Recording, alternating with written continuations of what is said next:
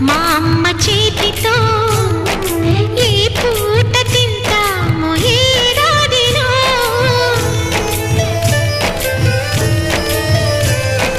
చక్కగా మా నాన్న పక్క